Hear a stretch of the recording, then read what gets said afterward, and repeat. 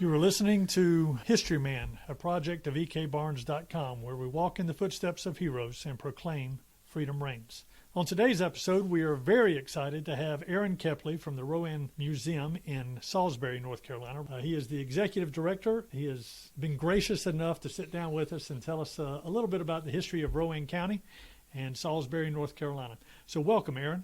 Thank you. Thank you for having me. I appreciate it. We know that our listeners will enjoy what you have to say.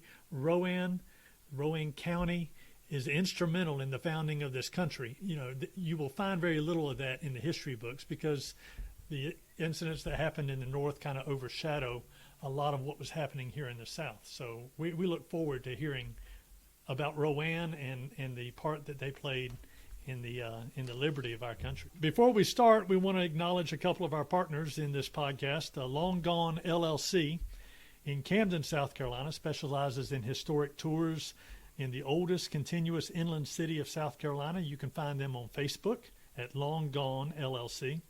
We also want to recognize the Cultural and Heritage Museums of York County, South Carolina, including the Southern Revolutionary War Institute, and of course our friends at southerncampaign1780.org. So Aaron, tell us a little bit about your background, a little bit about the history of this museum, and before we walk right into the bulk of your talk here today. All right. Well, as the museum's older than I am, I'll start with that. The Rowan Museum was founded in the bicentennial year of Rowan County, which was 1953. This county was created in 1753. So the bicentennial was 1953. And when all the citizens were coming together and thinking about looking back on the history and celebrating that bicentennial, they decided, hey, we need a museum. So they banded together, created a museum. We've been a nonprofit since 1955, and we operate the 1766 Old Stone House and a Federalist period house that was built around 1815 called the Utzman Chambers House. This museum that we're currently sitting in, which is the 1856 courthouse, the third courthouse of Rowan County, and also the 1908 China Grove Roller Mill. When you walk into the museum here, you're actually, I guess, on the ground floor of the courthouse, but you have different periods of time from this community, including a gold mine exhibit. What's the significance of that gold mine exhibit? Well, many of your listeners probably know that gold was first found in Cabarrus County, North Carolina, by John Reed on his farm there. And some of Reed's son-in-laws actually came into Rowan County looking for gold in the 1840s when there was a big court case that shut everything down at Reed Gold Mine. And they found a lot of gold here. Gold Hill, North Carolina, which is now not even a stoplight. We've got 2 caution lights, I believe. It was the biggest gold mine in the United States up until California usurped it around 1851-52. More gold was coming out of Gold Hill than anywhere else, and it was a booming town. The mayor of Charlotte actually went there and said he hoped one day that Charlotte would be as big as Gold Hill. What is the significance of the Spanish conquistadors that I see on exhibit here? That one would probably be a whole different episode. Actually, for your York County people, this probably applies to them as well. We did not have DeSoto come through here like what York County probably would have, but we did have Juan Pardo come here, and there was a Spanish fort and church built here in 1567 and 1568. Well, tell us a little bit about the Revolutionary War period. Well, Salisbury and Rowan County is located kind of right in the middle of the state. We are a little bit to the west. We're not true right in the middle, but for our purposes, we're the middle of everywhere. And being in North Carolina, too, it's almost kind of halfway in between, the north and the south of the eastern seaboard. So our area was primarily settled by people coming down from Pennsylvania, down the Great Wagon Road during the late 1740s, 1750s, into this Revolutionary period, largely by Germans and Scots-Irish. The Scots-Irish were the biggest group here, and they held most of the political power during the Revolutionary period. Where did the people from this community, where did they get their trade goods from? Primarily, we traded between as far north as Pennsylvania, and we often use Charleston as a main port. We hardly ever would trade east and west, like to Wilmington or New Bern, which are North Carolina ports. We primarily look to places like Petersburg in Virginia, which is where 85 and Interstate 95 come together. Just like today, there were major paths back then that came together there. And also, there were a lot of family ties up in Philadelphia, Pennsylvania area, so we would do a lot of trade that way. And it was just so much easier in terms of getting to a port to go to Charleston than it was to try to get to Wilmington or New Bern. So what were the great interstates back then? Where did they travel on? You had the Great Wagon Road and the Great Trading Path, which at one time you called them. One was the Great Warrior Path, that became the Great Wagon Road, and the other one was the Great Indian, or now we would say Native American, but Great Indian Trading Path. And it went right through Salisbury. Both of them, they intersected a little bit north of Salisbury, but once they intersected and came together, they went right through Salisbury. Is that a fact? Yep. As a matter of fact, if you cross the Yadkin River, which is very close to where the ancient crossing was, Highway 52 and 85 split apart, and that is still roughly the area where sections of the Great Wagon Road and the Great Trading Path split. For those who have listened to my episodes in the past where I've spent a good deal of time down in Camden, South Carolina, Camden stretched across the Great Wagon Road in the middle part of South Carolina, and it comes up this way. And you're saying that just north of here, it splits, and one goes to Petersburg, one goes on to Pennsylvania. All the way up to Pennsylvania, that's right. That's interesting how that line of communication stretched, and I would imagine that played a little bit into the politics of this community as well. Absolutely. It very much did. Largely with the way that Rowan County was settled and the people who would come to have power here. Because a lot of the people who are coming here are coming from the backcountry of Pennsylvania. They're living on the frontier of Pennsylvania. The English sent the Scots-Irish and the Germans to live as a buffer between the Native Americans and French and the English on the coast. So as they moved south down the Great Wagon Road through the Shenandoah Valley into Virginia and North Carolina, I always tell the kids when I'm on a school tour, they come into Salisbury down Highway 29, which is right out here in front of us, and they get to the square. The Germans make a left, go to the eastern part of the county. The Scots-Irish make a right, go to the western part of the county. And you could still see place names and stuff like that were recorded back then. The families are still in the same areas, even to this day. So the character of the people that were here during that time or settled here in that time, how did that play into the Rowan Resolves? Well, that one gets a little bit complicated. Okay. And to start the story of the Rowan Resolves, you got to go back to the end of the French and Indian War.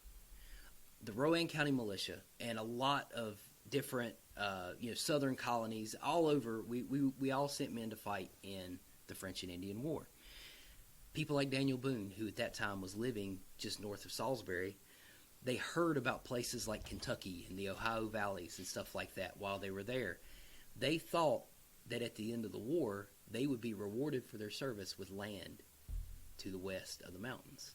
Well, at the end of the war, one of the biggest things that is negotiated between the British and Native Americans to end the war is the Proclamation Line of 1763. And that trapped, and I put trapped in quotation marks, the colonists to the east of the Appalachian Mountains. They couldn't cross it. And that was a big slap to people down this way. And whenever I look at the Rowan Resolves, one of the questions that I ask myself is, why would people in Rowan County care about what's happening in somewhere like Boston? Because they were a direct result of they were a direct response to the Intolerable Acts of 1774, which was a British response to the Boston Tea Party of December 1773. And the one thing that keeps coming to my mind about it is because the people here saw that if British power was weakened in the colonies, they could move further west. You have a lot of land speculators living in this area. Daniel Boone's one of them. The great General Griffith Rutherford, who's his name is an Indian fighter as well. My ancestors, Michael Brown, George Henry Berger, who was one of the signers of the document. A lot of these men are land speculators. They want to speculate in land going west of the Apple. So after the French and Indian War, those guys come back home, and they are still speculating in as much land as they can here. And that causes even more issues because land here, it starts to get owned by individuals. And there's a religious aspect to this thing too, because the Scots-Irish are largely Presbyterian. And they have control in Salisbury. It's one of the only places where they actually have control. The last thing they want to do is allow the Episcopal or the Anglican Church to come in and have a rectory here and start collecting a vestry tax and things like that. So they actually, the Presbyterians here take over the Anglican Church. They are elected vestrymen. They're not Church of England members, but they are elected vestrymen because there's so many of them. They take over the Anglican Church and they kick them out. Tell me a little bit about the vestry tax. What is that? Well, basically what it was, and it's real, trying to make it as simple as I can. It was a tax that when you got married and any other religious ceremony type thing, you had to go and pay it to the church, and that helped to keep the minister up. And there were times the ministers who had to come to Rowan County that were forced to by the Anglican Church, they hated it because they couldn't even make enough to eat. They had to rely off of charity. They fared much better in South Carolina. Matter of fact, they loved going to South Carolina versus anywhere in North Carolina because people down there would actually pay the tax. So would you not, if you got married and you were not married by that or recognized by the Anglican Church, were you recognized as being married? You were not officially recognized as being married, no. There are no marriage certificates for most of my ancestors in Rowan County. Is that right? Yes. We don't really start recording marriages until well into the 1800s. Yeah. Well, that's interesting. And you also have these other groups who are here, other religious groups that are here. You have the Moravians at Winston-Salem.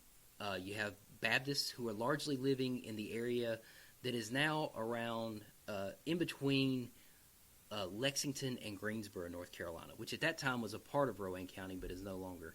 You also had Quakers living around Greensboro that were a part of North Carolina. And the Scots-Irish, they had so much power in Salisbury, they wanted to hold on to that. And so they would not allow Baptists, Quakers, or Moravians to come and settle on the south side of the Yadkin River. There really are no congregations during the colonial period on this side. And a lot of that was to try to keep this power over the courthouse, over what happened in Rowan County. Now, they got to control what happened in these other areas where these people lived, but they had this control here. This led to what's called the War of the Regulation. And that's a very complicated topic that is definitely another podcast, that's for sure. But there were land deals going on during this time that were getting very complicated. You had this religious issue, and it actually comes to a battle in 1771 in Alamance, North Carolina, near Burlington. And it's between the regulators and the anti-regulators. These were neighbors, and it was all based off of the militia of the county. The Rowan militia was involved in this, and largely the people who were anti-regulation were the Scots-Irish, the people who had the power.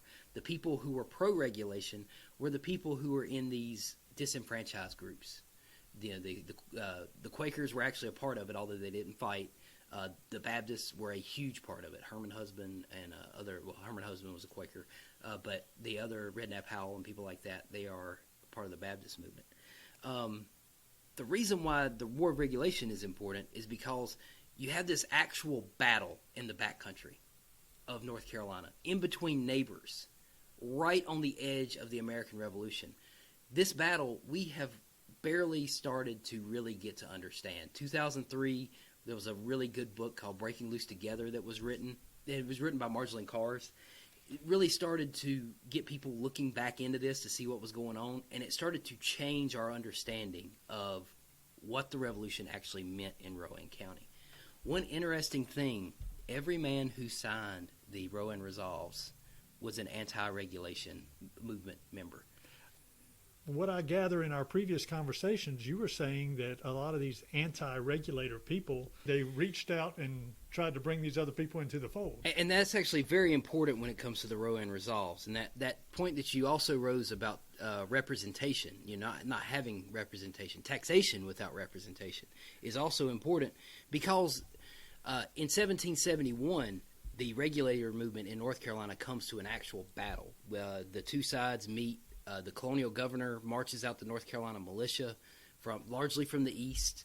General Caswell, who becomes the leader of the American forces in North Carolina during the Revolution and the first North Carolina state governor, he is actually the leader of the North Carolina militia against the regulation at Alamance, where they're going to fight.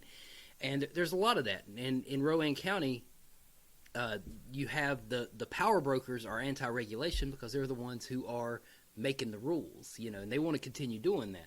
So whenever you start to move towards the Rowan Resolves, 1771, you have all this stuff going on in Boston and across the colonies, in these issues, and you have people in Rowan County who want to settle across the proclamation line. So whenever I ask myself, why in the world would people in Rowan County care about what's going on in Boston enough to write a document, just with these things citing common cause, you have to kind of think of who the true audience of this document is. All right, it's being written by people who are anti-regulators, who are land speculators, who want to move across the mountains and weaken colonial authority enough to where they can do that and speculate in land. So what they have to do is they have to get their numbers up, and they have to appeal to the people who live across the Yadkin River from them, who they have been putting down for the last 10, 15 years in terms of not allowing to have land and things like that. Right. And so that is really the way that this document is written, which is very interesting. It's addressed to King George III because most colonial assemblies like this thought that if you wanted to get something done, Parliament was the last place you wanted to send it. So if you could get King George III's attention and he could put his finger on the scale for you, you could get something.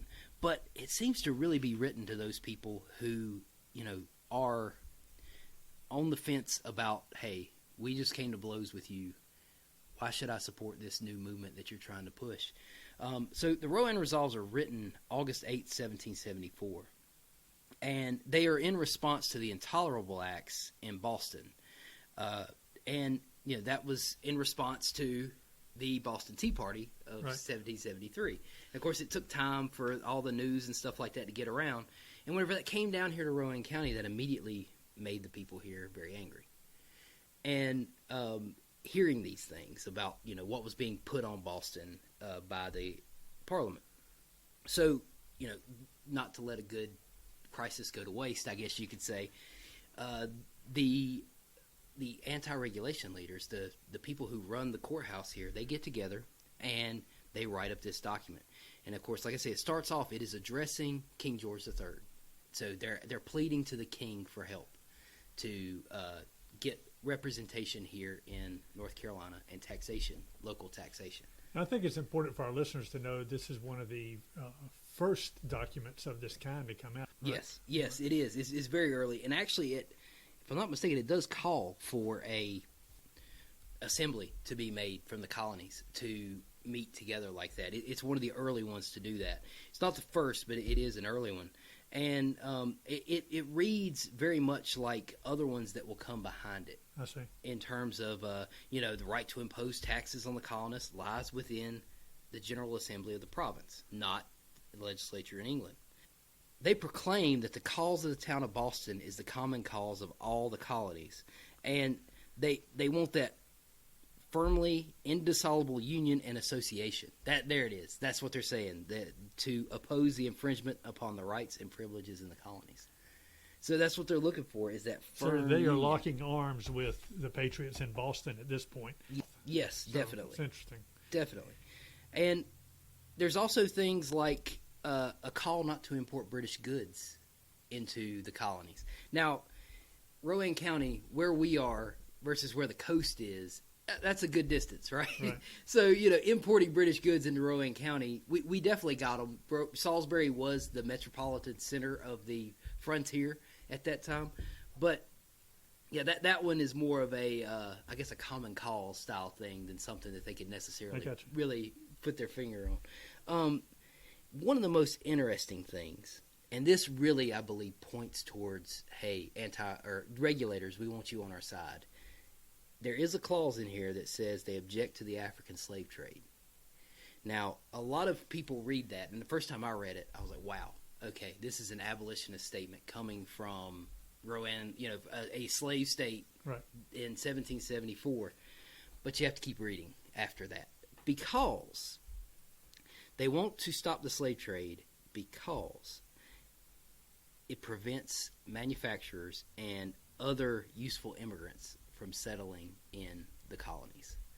So, in other words, it's a protectionist thing for white labor, and they don't want free slave labor to be supplanting white wage labor.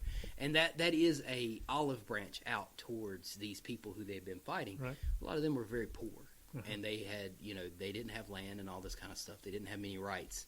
So, hey, so that's economic politics at its core. Exactly. Populism, I believe, is what you could say almost. Right. Yeah, exactly. They encourage things like the raising of sheep, hemp, and flax so that they can make their own clothes and things like that. Now, in this area, we largely were making our own clothes, but hey, they're trying to push this to a larger platform. They actually appoint the 3 representatives of Rowan County to go to any type of representative body, and one of those, William Kennan, comes up in the Revolution as kind of a lightning rod figure. He actually helps write either the Mecklenburg Declaration of Independence or the Mecklenburg Resolves, depending on which side of that argument you fall on. I see. And he also, like I said, with that land thing, he is heavily involved with trying to confiscate land in Rowan County from loyalists or people that he perceives to be loyalists. Right. And probably the last thing in here that's really important and kind of cool, they don't want to trade with any colony that refuses to join this union. So join or die, right? The flag, Right. Yeah. And they really are pushing to try to create this union. And this document, I'm not going to say that it works, and I'm not going to say it doesn't work, because it really does seem like the regulators, they fall in on either side, depending on what their current situation is at the time that something's going on in North Carolina. I think we've seen in some of my previous episodes where even in the midst of the battles, like Kings Mountain, for instance, you had the week before, 2 weeks before, some of the people fighting for the British were actually fighting for the Patriots. So it's there's a lot of conscription going on both sides. Very, very fluid, I think you could say. Yeah, very fluid. And that you see that really when it comes to the war, sometimes it's right down in families. And I'm sure you've covered that in other episodes as well, just how families are torn apart. One of those is Daniel Boone's own family. His wife was a Bryan, and towards Winston-Salem, which was then part of Rowan County, the Bryan family had a big settlement up there, and one of the patriarchs of the Bryans up there became the big loyalist leader in this area. And Daniel Boone was he tried to kind of stay neutral, and in 1775 he hopped across the mountains into Kentucky to get away from a lot of what was going on, and he took a lot of those people with him to try to get away from it. And I mean, I don't think it's any coincidence that this document is written in 1774, and you have Daniel Boone going across the mountains in 1775 to do his land speculating and opening up everything out that way. Isn't that interesting? Now, I know he did fight for the Patriot cause in Kentucky when he was there. He did. And, he won some and lost some over there against the Indians. But that is an interesting twist. And there again, he's largely fighting the Native Americans. Right. You know, That's right. he's looking to open up that land. That's right. That's really what they're wanting to do. And he was a speculator as well. Exactly. Although after the war, he realized a lot of his speculation, a lot of his paperwork didn't measure up. But The Transylvania Company was headquartered here out of Salisbury, and they're the ones who hired him to go. And there was a big mess with that whenever after the war. And yeah, I think it almost came to a war between the company and the colony of North Carolina. I was thinking as I was coming up here, thinking about this episode, Salisbury could literally be termed the gateway to the West in North Carolina. Greensboro has taken over that name because of the railroad. Right. But in terms of wagon movement, right. Salisbury very much is. Daniel Boone, he leads one of the first great wagon trains west over the mountains into Kentucky and starts that whole migration that way. And of course, some people say one reason why he did it is because he owed so much money to a store that's about 2 blocks away. Is that right? And he never came back to pay. Oh, that is interesting. That is interesting. So, of the signers of these Rowan Resolves and what we find in the Camden Resolves, if you go down the list of those who signed the Camden Resolves, you find that they didn't just write this stuff out and walk away. They actually put deed to word in many respects. So the signers of the Rowan Resolves, tell me a little bit about them.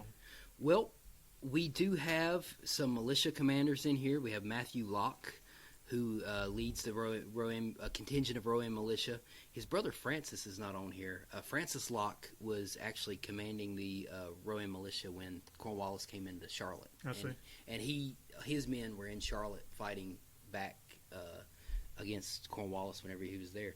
One of my ancestors, George Henry Berger, who was a German, he signed off and he became a lieutenant underneath Griffith Rutherford in the Rowan militia. I see. And there's quite a few others who became, if they weren't actually fighting, they were somewhere involved in patriot government. So yeah, these guys, they become the Committee of Safety, and they are the ones who are repeatedly tapped to be leaders and lead men, make decisions, and things like that. So yeah, their necks are actually out there on the line. They are definitely the founders of our areas, of our nation, but they had these personal motivations that they were definitely going after. So when we talk about history and you start digging deep enough, you find the humanness in everything. So exactly. What an interesting story at the founding of our nation, where liberty literally was in the balance, and it could have gone either way. And we find that Salisbury was at the start of it all, and was actually a catalyst in many respects to the outcome of the Southern campaign, especially, but in the War of Independence as a whole. Yeah. Well, I always like to tell people, if the Yadkin River had flooded just a little bit earlier, Guilford Courthouse could have happened right outside Salisbury, and Greene would have had nowhere to run, because Cornwallis was right on his heels as they were coming through. If you're a believing person, that's Providence shining its light upon this nation. So, but thank you so much, Aaron, and we look forward to any other episodes that you're able to give us. I appreciate you having me on. All right, thank you.